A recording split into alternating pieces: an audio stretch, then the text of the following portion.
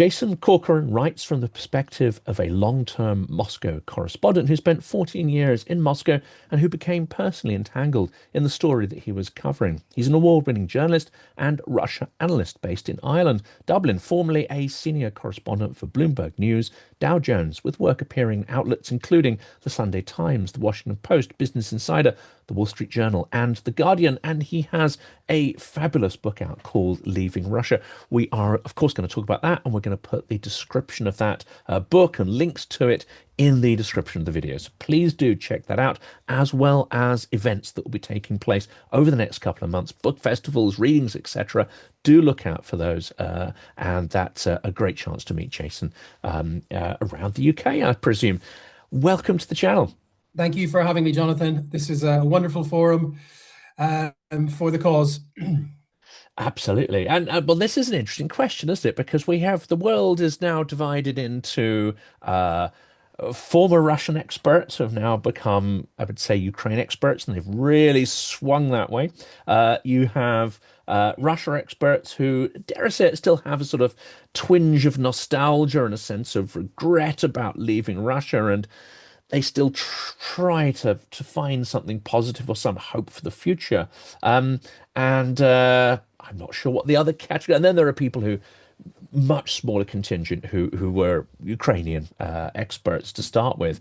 Could I sort of map the territory there? Would you Yeah. pigeonhole yourself at all, or how would you describe yourself in this kind of ecosystem and the transition you've been on since the full-scale war began? Yeah, well, I'm a history nerd and of the post-Soviet sphere, and I arrived in Russia in 2006. I went to Russia in 2005 on reconnaissance to see if there was any bears on the streets and to see if it was dangerous because the 90s were car bombings, assassinations.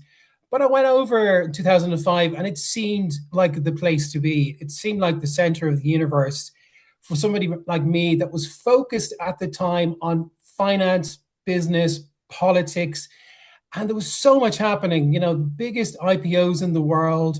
There was Rosneft, there was VTB, there was merger deals, and like Putin was being accepted into the European community and being viewed. He was given a chance to be a partner. And initially, Tony Blair flew over to St. Petersburg in the early part of Putin's first term, and then was invited to a state event banquet with the Queen. And there was a massive deal between TK and BP. But like more broadly, Jonathan, there was an emerging middle class in Russia. People's incomes went up fivefold and they were traveling. So it was a rising tide. There were signs that this so-called managed democracy or sovereign democracy, as it was coined by Vladislav Surkov, was actually rotten. But we hope for the best and fear the worst. So now I've been a Russian expert, and then I was forced to leave in 2022. I am by no means a Ukrainian expert. I had the pleasure of visiting Ukraine about a dozen times when I lived in Moscow.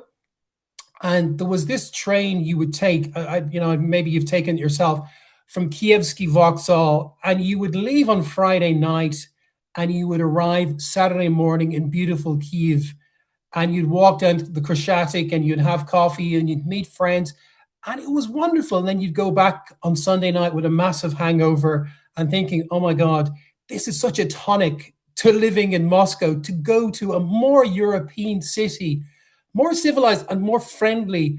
And it was great. And I remember with great clarity the European Championships in 2012. I spent 2 weeks in Kiev and had the best time.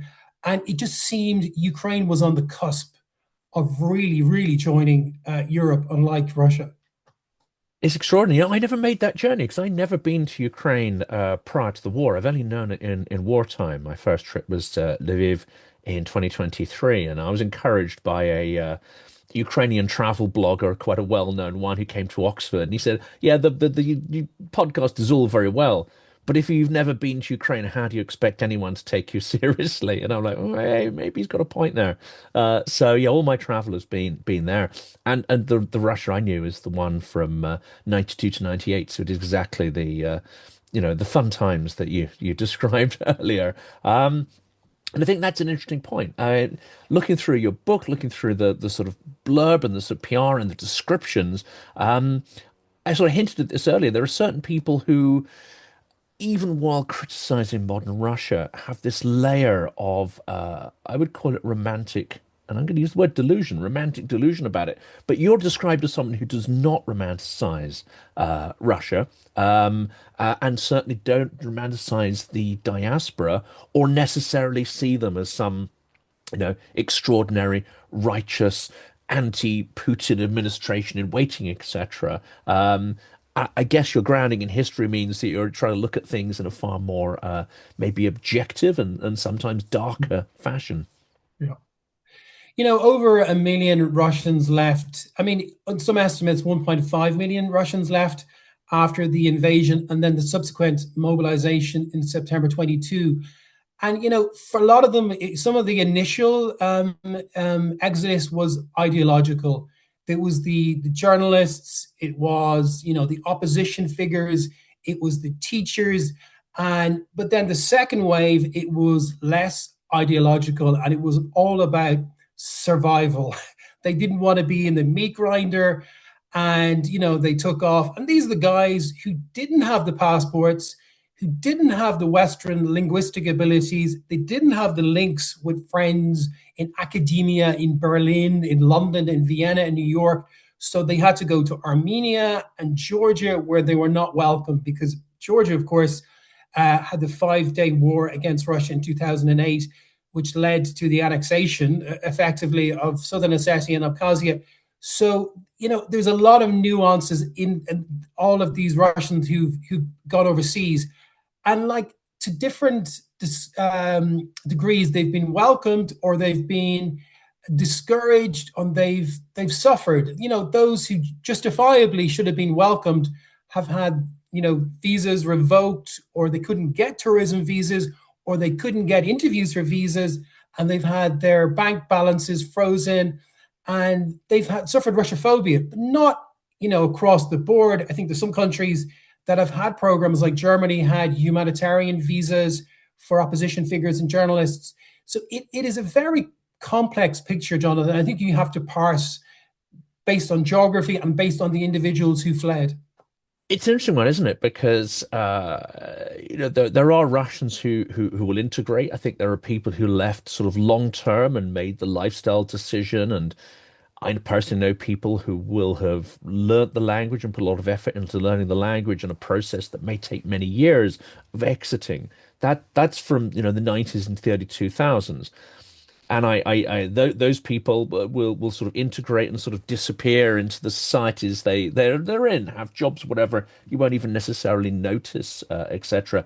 But what we're seeing here is this huge flow of Russians who were not planning to leave and who may have had to done so precipitously without the due preparation, both financial and material, and so on. I'm going to sort of say something cultural. I'm not sure that they necessarily integrate in the societies that they're in so well because of the process, but also because they never intended to do that. And there is a certain there can be a certain arrogance, let's say, a sort of imperial arrogance, which, let's face it, all former imperial powers have a certain tinge of arrogance and a certain inability to understand how others view them.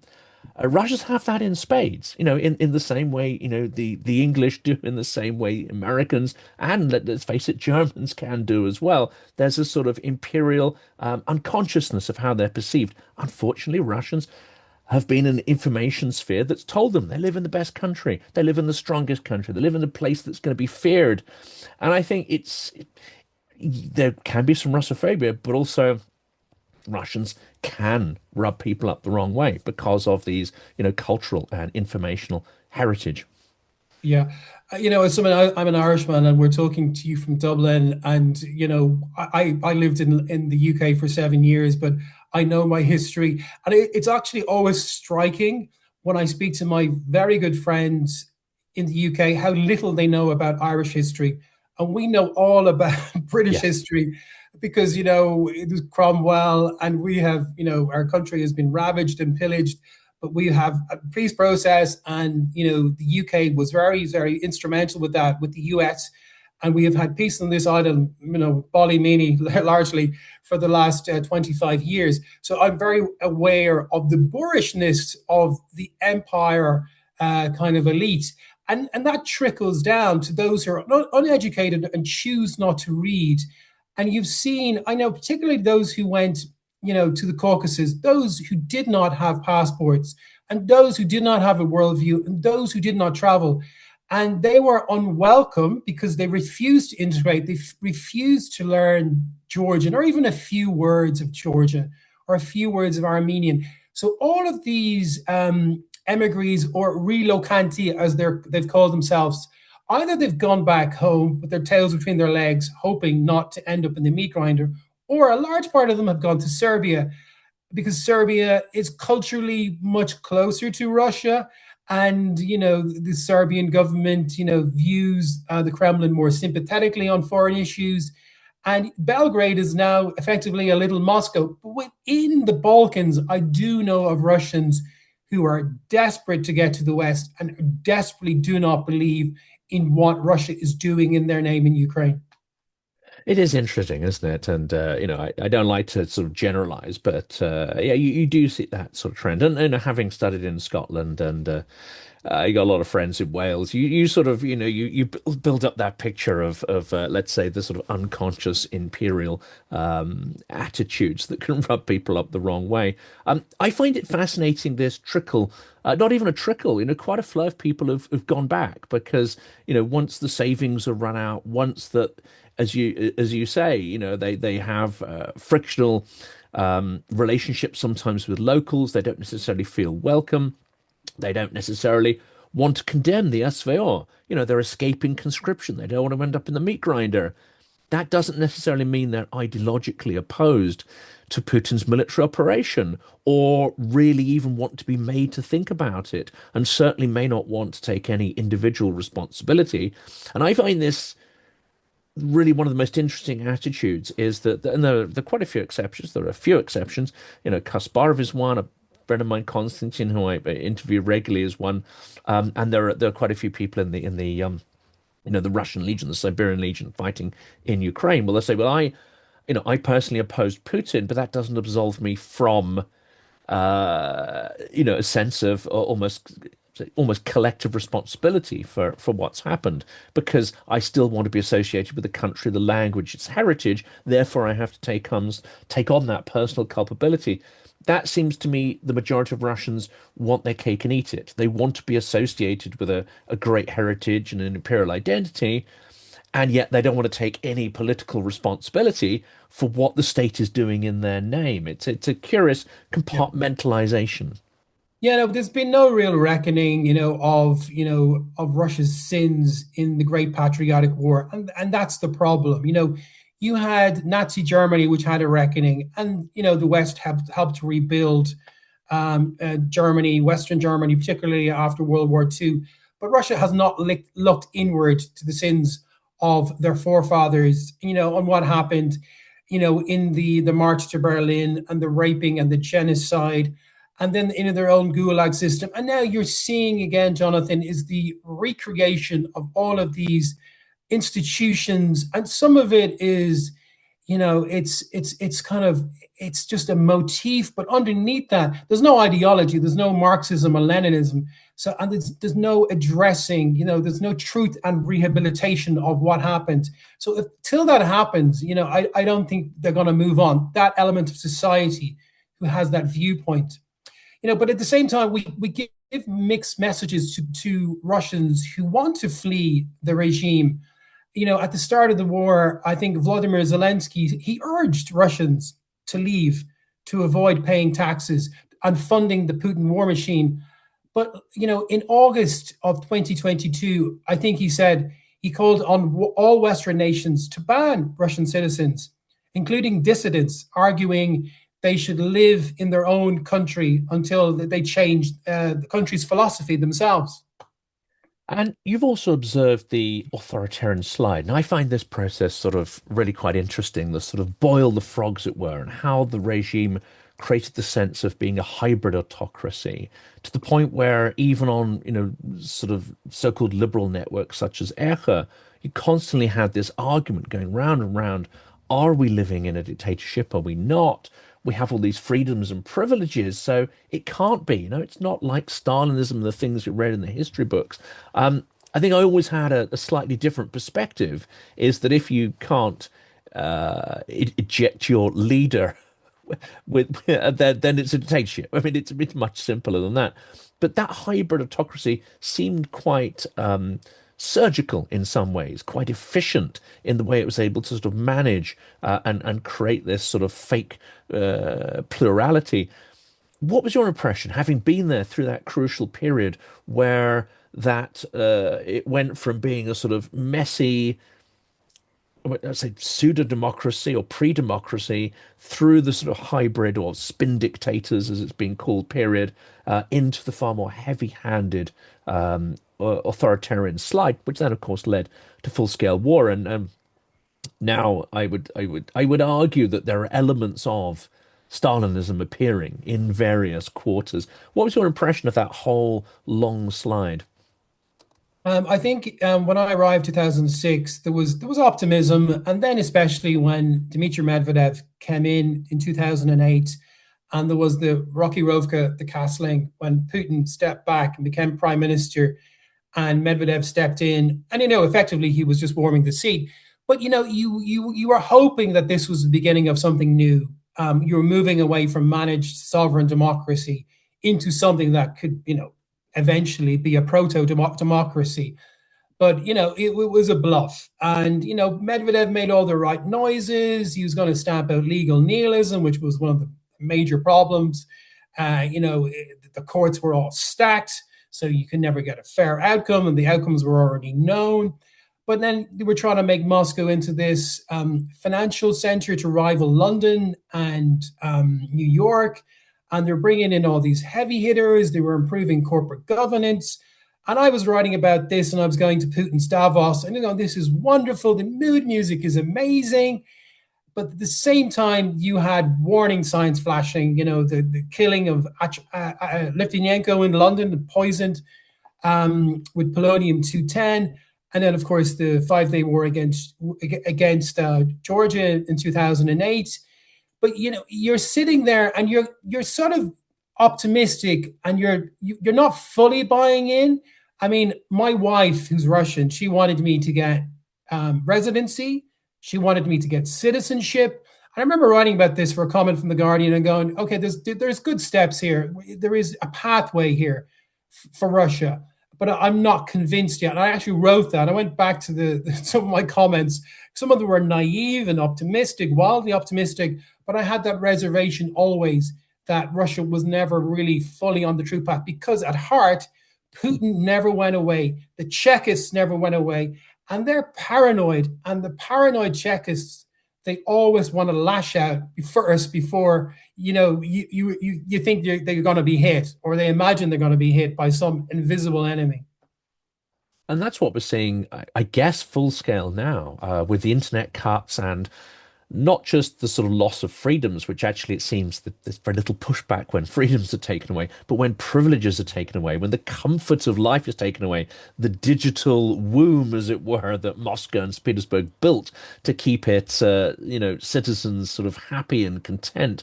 Those privileges are now being withdrawn and curtailed, and you're hearing wails of whining and moaning, as Michael Nacker calls it, zednityo.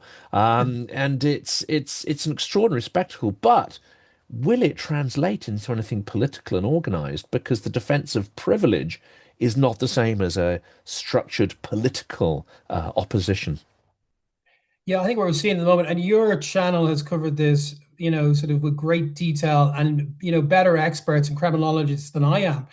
But there is something very fluid happening at the moment. There are rats under the rug in Kremlin, and they're scrabbling around for influence and for power.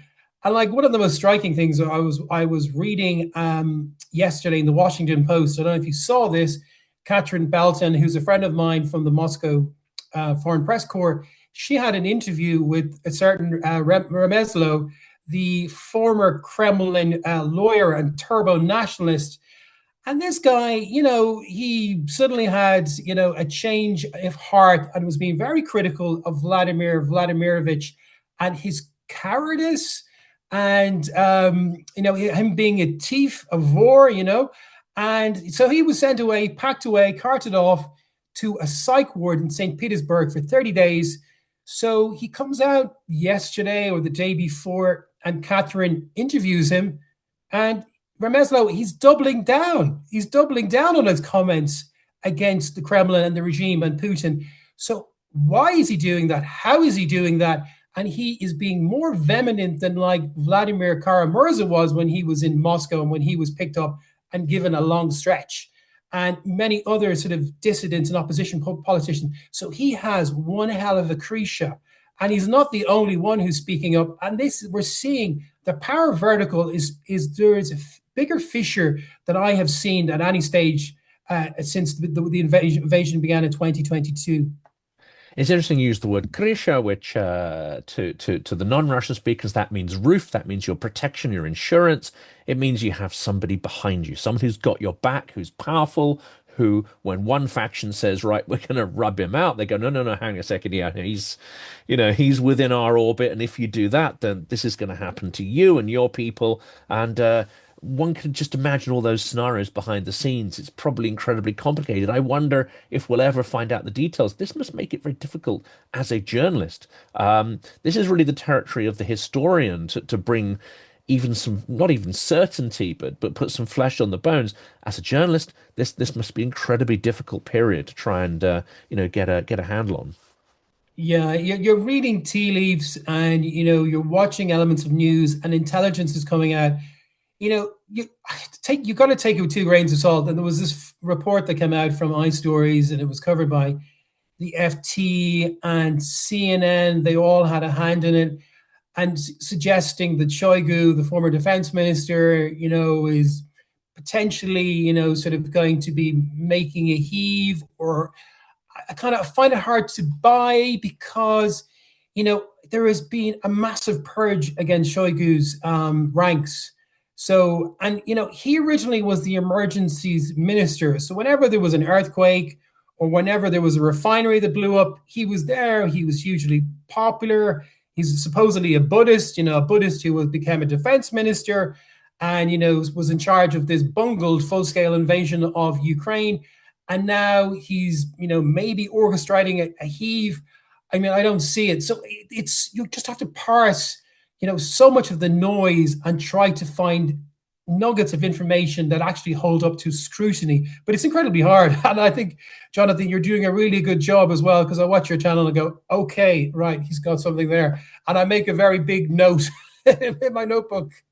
Yeah, my theory on this one is that we've got some interesting, maybe even some intelligent psyops going to try to seed disinformation, and that would be a major change if that's the case, because I don't see that much evidence of, I say combat propaganda on the side of the West. It's been more like the historic alignment, which is, a stable Russia, no matter how vicious and unpleasant and dangerous it is for us.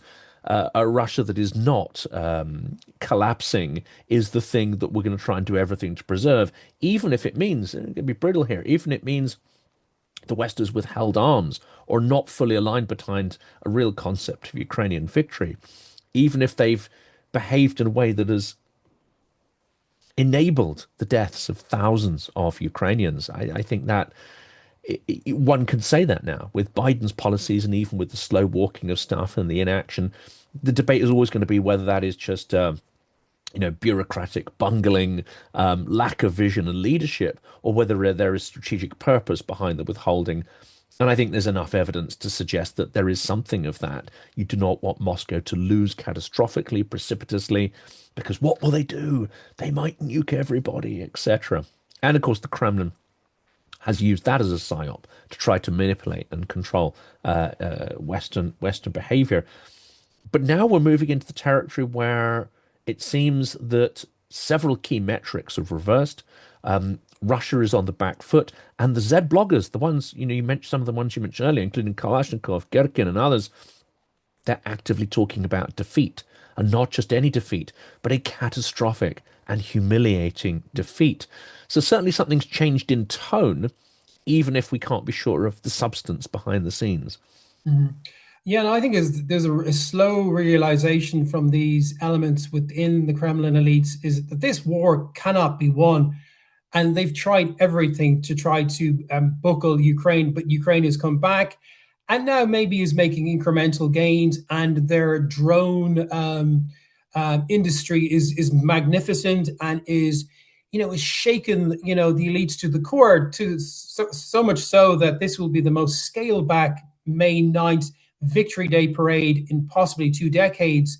And Putin will be there, and with maybe Lukashenko from Belarus and maybe Fico from Slovakia, I can imagine they'll just be like, squinting up into the sky for fear, because we had that drone hit on Mosque Filmskaya Ulica, literally 3.5 kilometers from the Kremlin. So there is fear and loathing amongst the elites, and ultimately, I think what has to happen, Jonathan, I'd be very interested in your view about this. There has to be a splintering of Russia, the Russian Federation. And the TikTok troops in Chechnya, I could see them flipping very quickly. Never mind that Kadyrov seems to have a life-threatening illness. I don't see the Caucasus when the money runs out. When there's a law always calls, especially when the budget is strained is Khawatit Kormit Kafkas. Stop feeding the Caucasus. And when that stops, when the money spigot sort of comes to an end, those guys will flip. And similarly, you've got places like Bashkiristan. They have their own oil. They have to send, I don't know, 50% of their oil revenues to Moscow, and Tatarstan as well. And the Far East, the Chinese are flooding into the Far East. The Russian Federation as it stands cannot hold. Something else I think that comes through really clearly in your book, and something I'm trying to get to sort of grips with, I think David Satter sort of helps a lot to talk this through, and that is not just the lapse back into repression and fear, which is almost like a sort of an ancestral historical memory. You enjoy the periods of freedom, but it's almost as if people are snapping back into something that is, I think it's called learned helplessness. Some Ukrainians have called it, and Peter Pomerantsev. But it's this sort of it's that moment where they know, okay, well, this is how we now need to behave. But also, it's a moral collapse, I think, is the way you've described it, which leads the question: so, what's the source of that? And I think you've hinted there that it's the failure to really explore historical crimes. Mm. What was your impression there? What kind of conversations did you have, or already in the 2000s, were people avoiding those topics of historic repression, or are they just disinterested in it, or do they think it doesn't, concern them anymore? What's that moral political landscape look like? I think there is a blindness, and a general blindness, and it's down to what like Tony Blair would refer to as education, education, education.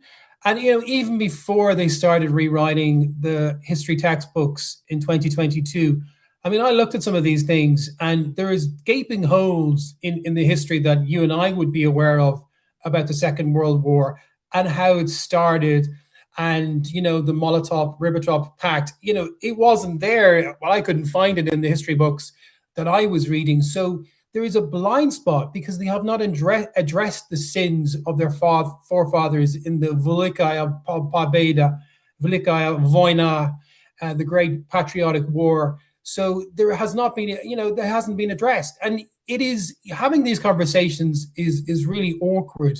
And actually, I have conversations with English friends as well about the 1916 Rising in Ireland, and there is no knowledge of who Michael Collins is beyond the movie with Julia Roberts.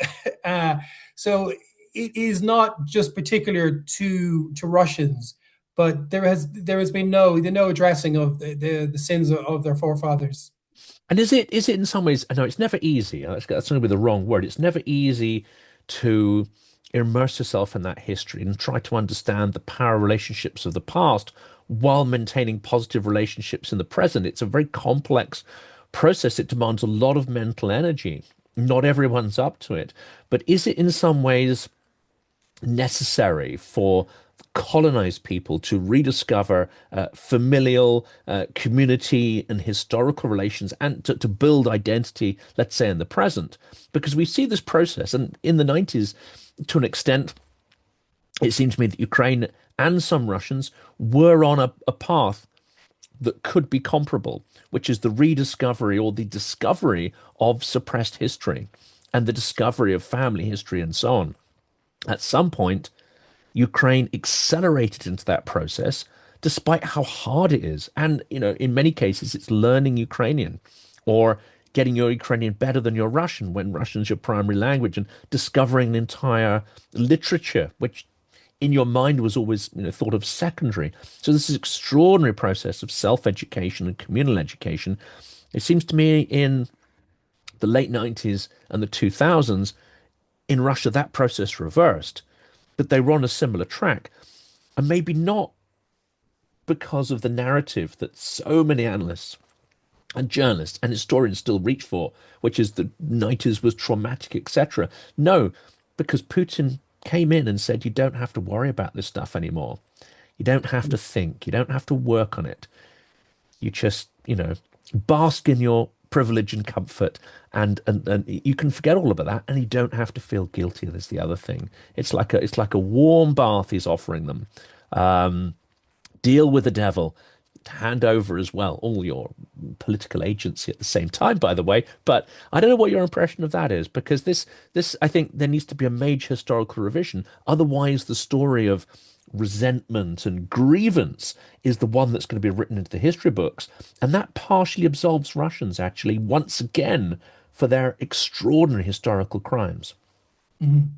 I'm just recalling conversations, 10, 15 years ago. There was a cohort of Russian professionals in Moscow and St. Petersburg who I knew when I worked for Dow Jones, Wall Street Journal, and the Bloomberg, and they were working in Kiev, and they were working in Kharkiv, and they were traveling to Ukraine, and I can remember several of them now. Kirill, who worked for DTEK, it's a major Ukrainian conglomerate, and he was in Kiev, and he was learning Ukrainian, and he was learning Ukrainian history and traditions, and he had a Ukrainian girlfriend, and now he was embedded, and he wasn't the only one. And then there was so many. I don't know if you come across this, Jonathan. So many Russians that I knew who had one Ukrainian parent, and they'd gone on holidays to Crimea, and they'd gone on holidays to Odessa, and they loved these places, and they were beginning to, Mariupol, Berdyansk, and there's a of whole load of course, yeah. yeah,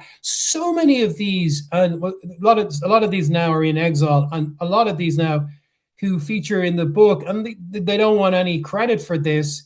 They have been helping Ukrainians in the last 4.5 years to find accommodation, to find jobs, and to give them aid. And I live amongst them in Ireland. And Ireland has taken in 130,000 Ukrainians.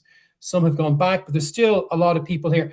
And Russians have been driving ambulances, to Ukraine from Dublin, and I know from the UK as well, quietly, because it's just guilt. It actually is part of the collective guilt. So there are those Russians who, as you described, who got their head in the sand, who never made an effort to engage with their Slavic brothers, who always referred to them as cuckolds. And as somebody who heard that word in Moscow, I was always embarrassed, having understood the background to that and the history to that derogatory term. And some Ukrainians they would shirk at this, and some of them would just take it because they were living in Moscow. They had a Russian employers, they had Russian friends, and they would just take it. But they no longer take that anymore, and rightly so. So there's two sides to the coin. Yes, it's absolutely complex. Now, let's turn to the book as well, because you've mentioned a couple of times. What's your motivation, and what sort of unique perspective did you want to bring there? Because there's been a lot of stuff recently. There's been a lot of people who've been sort of writing about their experiences. But what's the unique perspective you wanted to bring, and the sort of core idea you wanted to get into the world? Yeah, I think, for whatever the destruction, insidious internal destruction that Russia has suffered, it has come nothing close to what Ukraine has suffered. So everything, talks and discussions and interviews that I give, I try to preface my discussion, my expertise about Russia, about the bombs, the occupation, the deportations, the slaughtering of innocent children, the genocide in Bucha and Irpin. That is nothing, that is the be all and end all. So what is happening in Russia really pales in significance. So I always want to say that first and foremost. But in Russia, what has happened is, to make a local comparison, it's been like Brexit 10 times. So it's been like a headlong collision whereby overnight Russia and Russians have become pariahs. They've been kicked out of the political order, out of the social and cultural and sporting systems, out of the World Cup, out of the Olympics, out of the Eurovision, out of everything, and barred. So people who were integrated members of the Western society are now in the cold. And this is a result of the tsunami of sanctions. Some of them have worked, some of them are punitive, and there needs to be a lot more done. But maybe this is now beginning to have an effect, because the elite, even the elites, never mind the ordinary people who fled, even the elites now, they are missing their holidays in Saint Tropez. They are missing, going shopping in London and Paris, visiting their old chateaus, on Lake Como, on the French Mediterranean. So I just wanted to bring the most interesting people that I met over the course of 14 years and of covering Russia and the Soviet, post-Soviet space for 20 years, and say there is some amazing characters, and I hope that, like the White Russians 100 years ago, some of them will go back and rebuild Russia into a bright and beautiful future, as Alexei Navalny once said. That's yeah, that is to be hoped for, if nothing else, because Ukraine needs a stable neighbor, one that isn't constantly trying to erase and dominate and control its former, colonial territories. But there comes the challenge, because you've mentioned the security services, and it's been said, I know various people have said that, Russia is a gas station, little more than a gas station. But actually, I think the most insightful one is that it's a country captured by its intelligence services, and that extreme paranoia, that extreme nativism, isolationism, also the extreme hubris and I would say, imperial arrogance that comes with that. These are very much core values of this intelligence service that suspects plots everywhere, but when it feels strong, wants to project violence and domination on whoever, internally and externally. This is the big challenge. And I don't know, in all your interactions with the diaspora, the so-called liberal opposition, and so on, have you seen anyone articulating a plan to deal with this most fundamental problem, perhaps, of Russian development? Is how do you get the intelligence or the Siloviki out of society? Yeah, that is the $1 million question, because what has stopped more Russians from going out on the street? There was an initial protests in Moscow and St. Petersburg after the full-scale invasion, and people were rounded up very quickly, and they were, sent away to awful parts of the Gulag archipelago for a very long time. So what you have historically is a paralysis of fear. This fear paralyzes you from doing anything, and this is what they wanted to cultivate, the Chekists and the FSB and the FSO and all of these acronyms, the OGPU historically and the KGB. And Putin is one of these Chekists, and they control everything. They have the kill switch to the internet now, and they have reinstituted the Gulag system. They have reinstituted SMERSH, debt to spies, which I think is active in the Donbass region, and we don't know the half of what's happening in the Donbass region. So it's that fear, Jonathan, which so there was only one person that I found in all of my years of covering Russia who overcame that fear, and that was Alexei Navalny. I interviewed him a little, especially in the early days when he started off as an activist, taking small stakes in state-owned enterprises and exposing wholesale corruption. He was the only person who truly overcame that paralysis of fear, and he never wanted to leave Russia. He was forced to because he was poisoned with Novichok and he nearly died, and he went back. And he knew he was going back to be arrested, and he knew, possibly he knew he was going to become a martyr.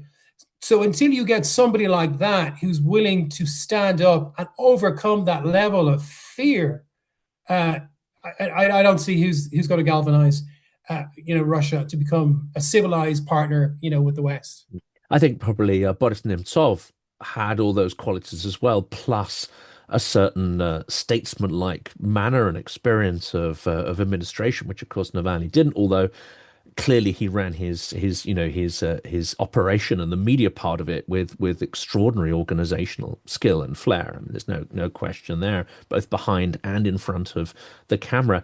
But yeah, I mean, I take it from your answer, you don't see any figures of similar stature or energy, or even, I mean, Ukrainians probably necessarily won't like this because, Navalny, when he was being possibly groomed by the state early in his career, did say and do some things which one can certainly find reprehensible, but then possibly went off script. I think the late Navalny certainly condemned the invasion of Crimea, and there was some moral clarity in his writings. Absolutely, I think you can find that there. I wouldn't expect or even demand that Ukrainians read or even comment on it because that's not their position, but I think it's worth taking a nuanced view. But there seems to be no one else that of that kind of clarity. Kara-Murza will say things that have clarity, and then in the next breath he'll say, frankly, things that I find extraordinarily not just tone deaf, but has a deep ethnic Russian Imperial problematic side to them, and Yulian Navalny doesn't have that stature, status, or eloquence. So I'm going on here, but do you see anyone, and what are the fundamental problems around that? Yeah, I don't see anywhere. Yulia Navalny has been very brave. She doesn't have the charisma. She doesn't have the ability to coin a phrase, to address hundreds of thousands of individuals on, Sakharov.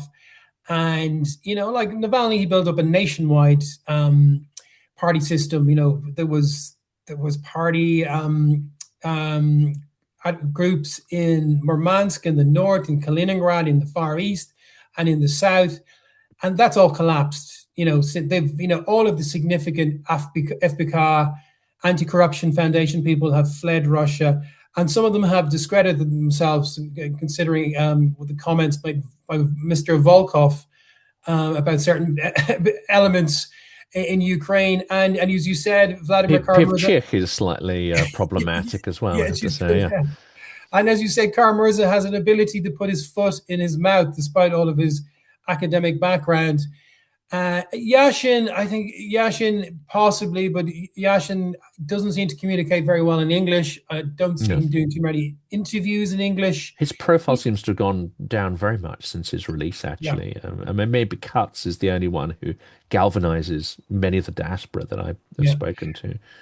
But as you said, I think in some of your previous guests that you've had on Silicon Curtain, the one who seems to have galvanized and captured the imagination now is a certain Victoria Bonia, from her splendid isolation in the Principality of Monaco, where she seems to have captured some of the discontent about what's happening in Russia in terms of the sort of ecological disasters. So it is so indicative that Bonia, she was on this show, this awful show, which was hosted by Sobchak, who is allegedly, she's the goddaughter of Vladimir Putin, 15 years ago. And this show, it was like a bastard child of Love Island and a Big Brother. And now she is the spokesperson for the opposition, and venting the spleen, and everybody's going, "Oh yeah, okay, thanks, Vika. Yeah, you've got her back." Oh, there's something slightly orchestrated perhaps about that as well, which is Yes. a few people have expressed that opinion. And this is the difficulty, I think, isn't it, in the West? I mean, this just to wrap up, is that we tend to project our values, we tend to presume that politics is organic, but in a space like Russia, almost nothing you see and hear is organic as such. There will always be factions behind it. Often the state is behind what even may appear to be opposition voices. Yeah, no, it is, you look at the matryoshka, so it's the doll inside the doll inside the doll, and then you have the onion domes, and you peel back a layer, you think you're getting to the truth, and then you're crying, and you're still nowhere closer to actually what's going on. So it is very difficult, but I think the next few days, Jonathan, we've said this before, we've hoped that there was certain things moving and altering and shifting in the landscape. But it seems this time it's different. And the divisions seem very real between, the Kremlin administration and the military industrial complex, especially the FSB and the FSO. So, and Putin's approval ratings are at their lowest, but I always take them with a huge pinch of salt. Because I mean, if somebody rang me up and I was in Moscow in an apartment and said, "Do you like Vladimir Putin?" I go, "Well, yeah, no lad, no давай."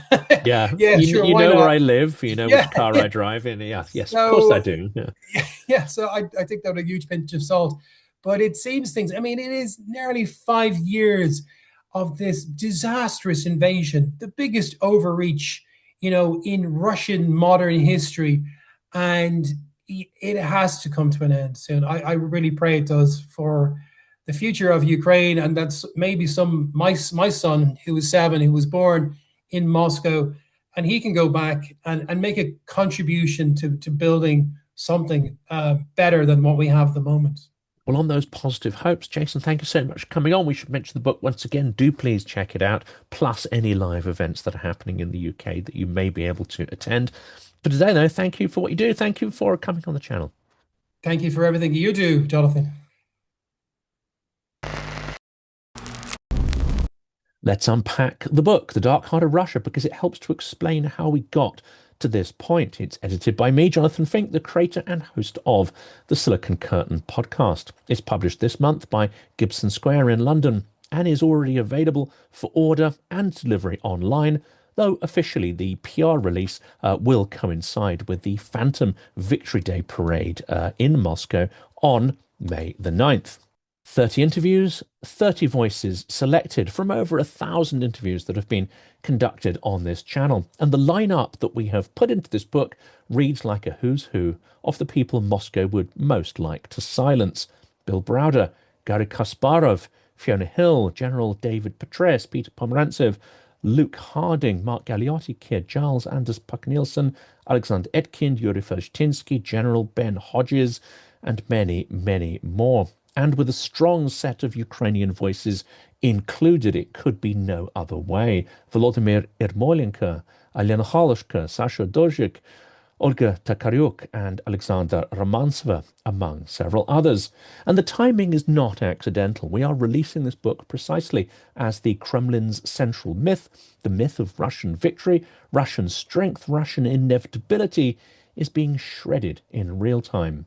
Ukraine matters, and I think this book matters, and our support for Ukraine is the only way of stopping Russian imperialism from its eternal outward expansion and the destruction that it brings in its wake.